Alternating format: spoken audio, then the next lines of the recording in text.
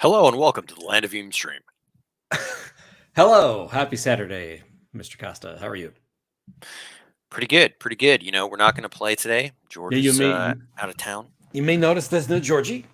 So we called an audible, and we're going to use this time to give a brief update on the campaign, so everybody knows what's going on with the Backer Kit Land of Eam campaign. We'll talk about the survey a little bit. We'll talk about the pre-orders. And we'll share some stuff that's being worked on. Is that hello, Tails? What's up, Tails? Hope you're feeling better, man. Yeah.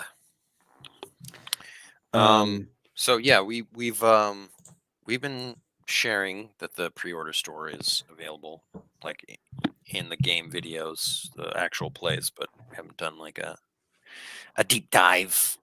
I don't know that we're going to do a deep dive, but we want to share it more prominently that all this stuff is available now, and if you miss the campaign, you can still get in on the action. Yeah, you still got one more shot to get a lot of this stuff discounted.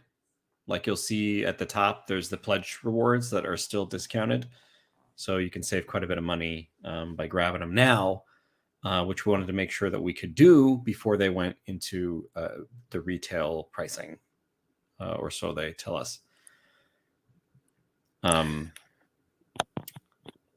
But Ben, why don't we just like give everybody an update as to where the project is right now, so folks know what to expect. Well, we've edited fully the sandbox, so that is ready to go to layout, and then we're still working on the core rulebook right now. Our editor is working on it as we speak. I don't know if that's true, but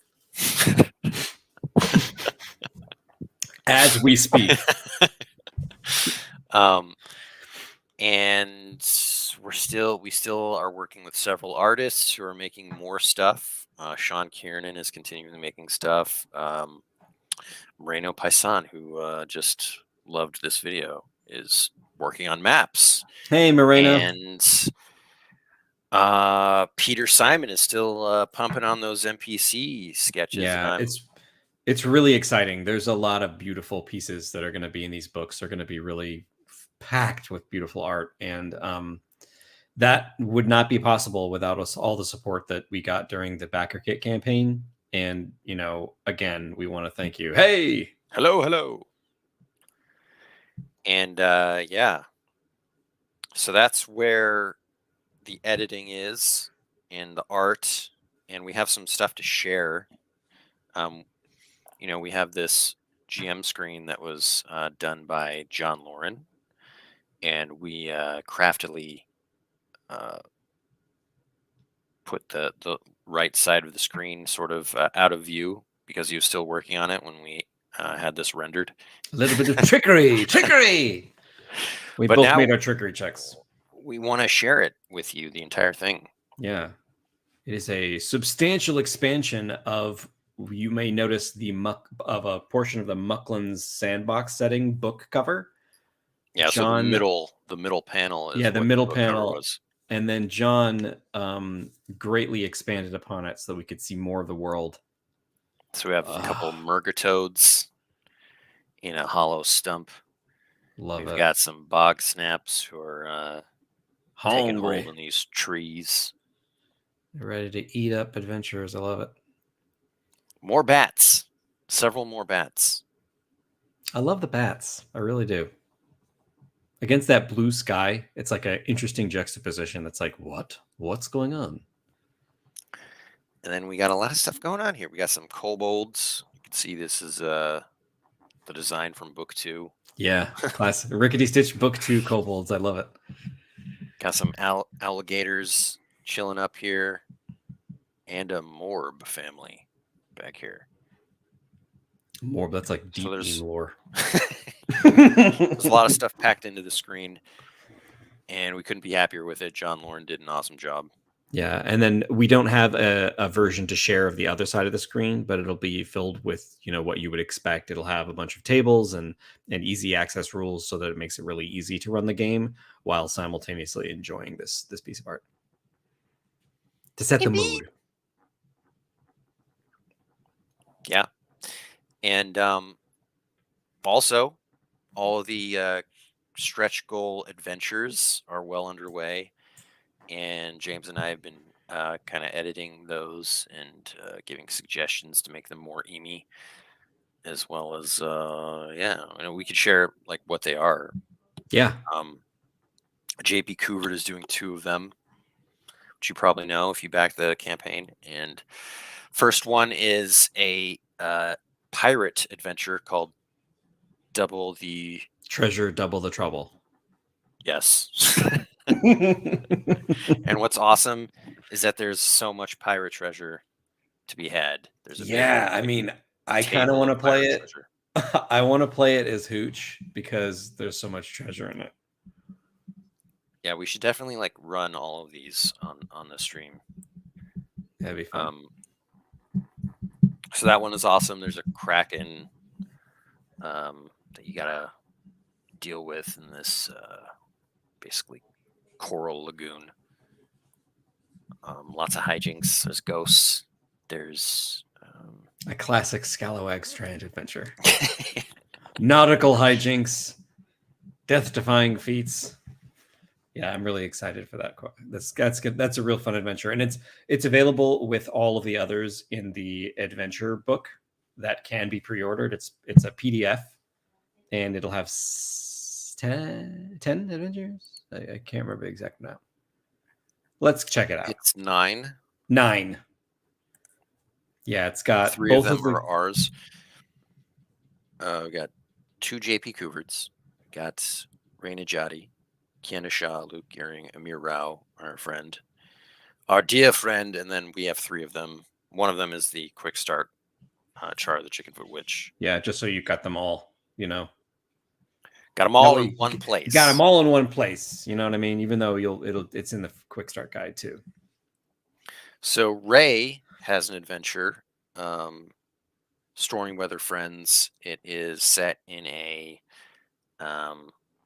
quaint little town, mostly inhabited by gnomes, and there's been a recent kind of supernatural storm that sort of displaced everyone, but now they're coming back and rebuilding the community. So it's like it's like its own little sandbox. Yeah, it's kind of cool. It's its own little sandbox with a bunch of different people that need help to rebuild the town, and hijinks ensue. Indeed. Then we got an adventure by Kiana Shaw. This one's fun too. I love them all. I really do. What's this one called again? Let me check. It's currently called True Love's Kidnapping. That's right. It's on the tip of my tongue. I wanted to say True Love's Kiss, but that's True Love's Kidnapping, which is the fun stuff. It's a fun, daring do adventure, Princess Bride vibes. Basically, there's a dragon involved.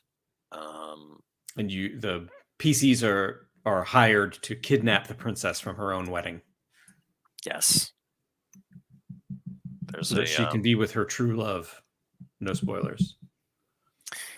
There's a Felmog noble involved, which is fun. Yeah. And that's the first third-party Felmog I think we've ever seen, which is wild.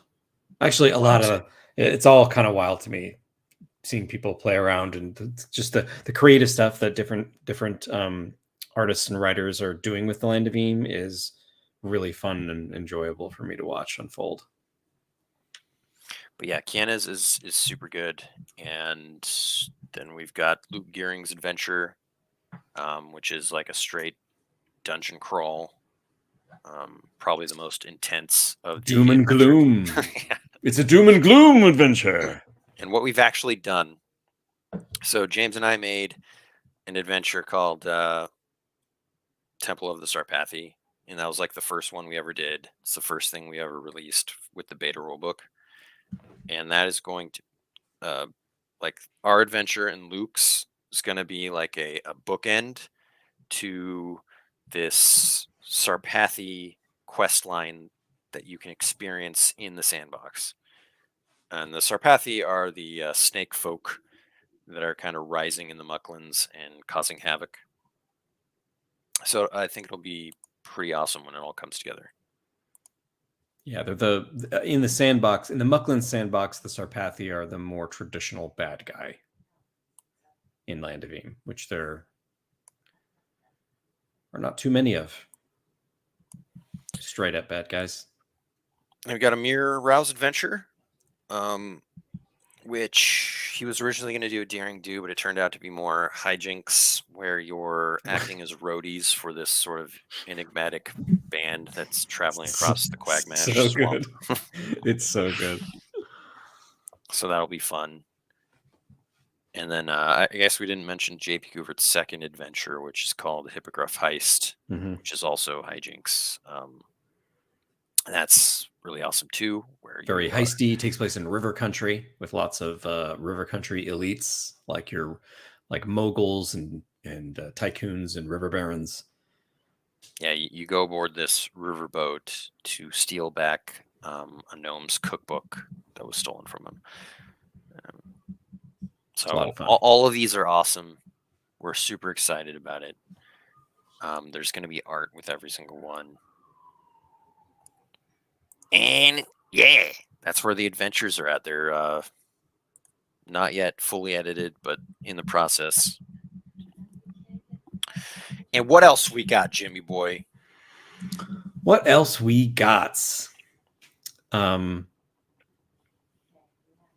just so many things on our to-do list. Just like all these moving parts for the core rulebook. There's like so many tables. I've been the last day I've been working on adding example names for all the adversaries in the bestiary, which has been a fun endeavor. But it's like my to-do list is filled with things like that. It's like every adversary in this book needs to have 4 examples of their names. So yeah, I went through and did some of that too, and it's we wanted to make all the adversaries feel like they could be people.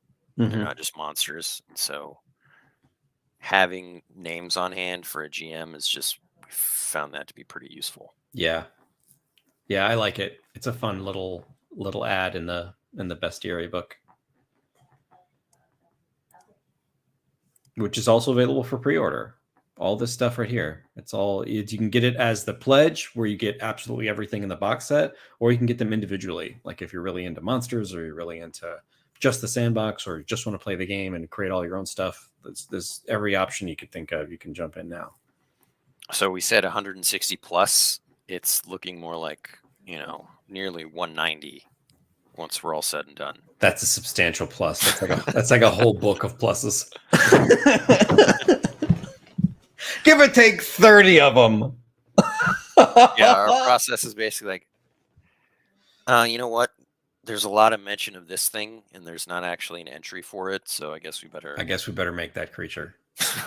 Yeah. There's been a lot of instances where there's only 1 or 2 mentions of a creature, and I've gone through and actually added that to a list for Bestiary 2 in the future when that happens, just because there's so many. So yeah, many. we also have just tons of ideas for more in our future sandboxes, because if you weren't aware, the Mucklands is just one sandbox that we want to do. Yeah, any Rickety Stitch fan knows that the Land of Eam is a lot bigger than this. So that's this is like Ben has said many times before, the Mucklands is depicted in Rickety Stitch in a 2-page montage. And now it's a 400+ page sandbox with characters and adventures and conflicts and all that. And so we've got lots to do. We've got lots to do to bring the rest of Land of Eam to the game, but it'll be a really fun challenge. Indeed. One thing we should also mention, if you are looking to we talk about Rickety Stitch all the time. That's where the Land of Eam originated. This campaign is now the best place to get all the books because we are reprinting book 1 and 2 because they're sold out. Basically, book 1 is definitely sold out. Book 2 is almost sold out. And for a Book lot of 3, people, this is probably going to be the most cost-effective way to get all of them. True. There's also Dungeoneer Adventures, which is a middle grade series. It's a chapter book filled with illustrations that also takes place in the Land of Eam. So, if you want to just like learn about the Land of Eam or read stories in the Land of Eam, there's the Rickety Stitch and Dungeoneer Adventures are a great way to get a real taste of the flavor and experience some of the Land of Eam through the adventures of characters that we're writing series about. Indeed.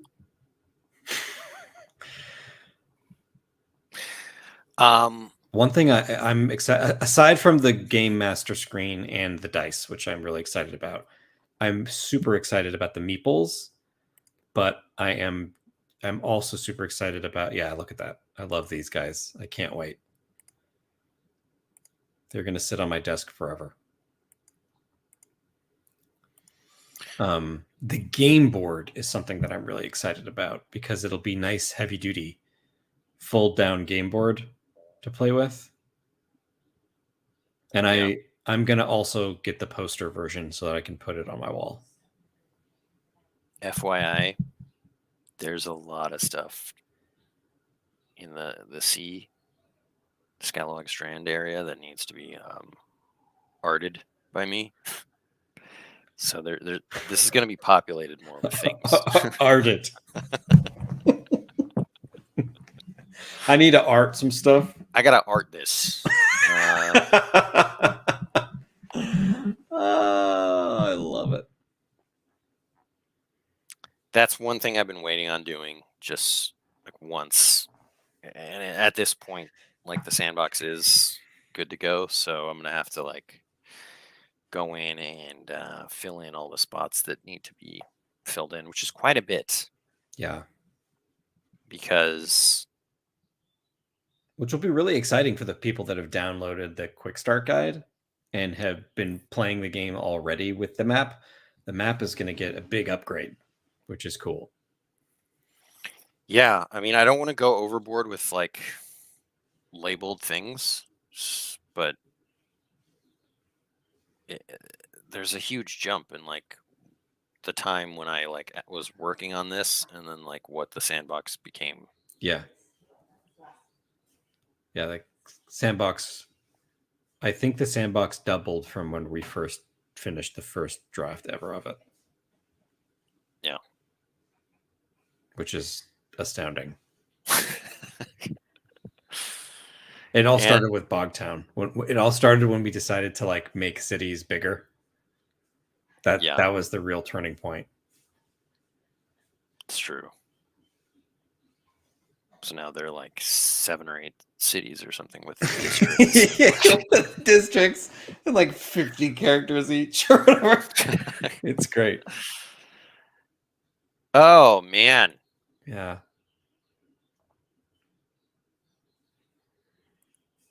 Whoa. Oh, snap. Costa sporting an early version. So, yeah, I don't know that we have much else to say.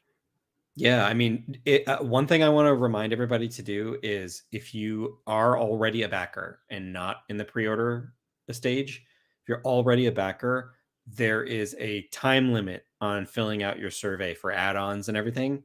So make sure that you fish out the email from BackerKit or the reminder and click on that link or log into BackerKit so that you can fill out your survey before October 15th. October 15th is when everything gets locked down. And the pre-order store will be open for a while. It will. The pre-order store will be open for a while, so you've got a little bit of time to grab some stuff. I mean, yeah. We will be back next weekend playing the game. Indeed. I can't wait. Thanks for anyone who watched this. Thanks to all our patrons on Patreon and all the Absolutely. backers of the project. No kidding. Thank you guys. And yeah, this was just a short update that we wanted to put out. But we're gonna take our leave now. We And, will take our leave now, and we will see you again next Saturday, 11 a.m. Pacific. goodbye now. Farewell.